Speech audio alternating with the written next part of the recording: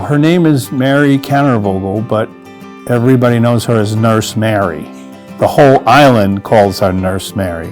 No matter where she is in the community, whether she's at the school, whether she's at the supermarket, when you're with Mary out and about in the community doing anything, it's like the Pied Piper.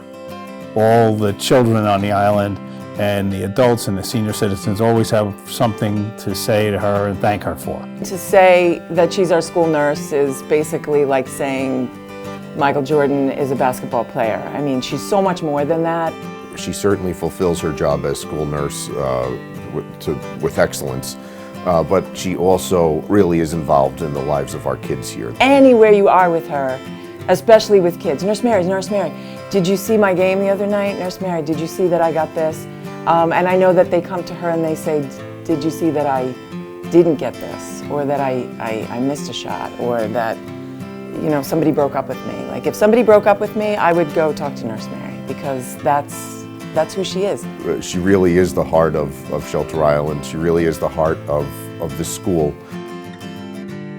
If you had asked me when I first became a nurse if I would ever end up as a school nurse, I would have told you absolutely not. When I got this job, people in the hospital told me, where I was working at the time, that I would be very bored in this job. And I really am not. Because this is a small place, that I kind of became like the nurse that everybody went to for different things. People would call and say, you know, are you a real nurse? And I'd say, well, I'm an RN, that means real nurse. But it has evolved over time to be doing the eyeglass exams for DMV so they don't have to drive to Riverhead, or collecting expired medications because people didn't know what to do with them. And from that knowledge of people in the community, I have just picked up a lot of odd jobs. I decided to be an EMT because, like, I thought if the kids here get sick, it would be great if they could see somebody if they have to go in an ambulance, somebody that they recognize and they might not be so scared. When we go on an ambulance call, the first thing you hear is, oh, I'm so glad you're here. I'm so glad it's you. No matter what the issue is on an ambulance call or a student issue is, she's got it.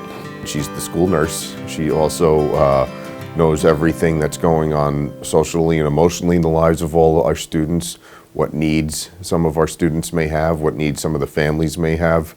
Being part of the Lions Club and the president of the Lions Club, she has people come up to her and hand her money at Christmas, just an envelope full of cash, and say, here. We have a 2-car garage that our cars go in every night, but around Christmas time, we can't get the cars in. The night before Christmas, I'm dropping off 3 carloads full of gifts in the dark on somebody's doorstep so that kids have something to open in the morning. And it is my goal, and always has been, since I started giving out money at the holidays, to make sure that everybody who needs gets. Like not just the few people that everybody sees, but really bang the bushes and find people who are too proud or too needy or not known, so that everybody at the holidays can have their days a little brighter. And that's only due to the generosity of very many people. My mom was a very big-hearted person.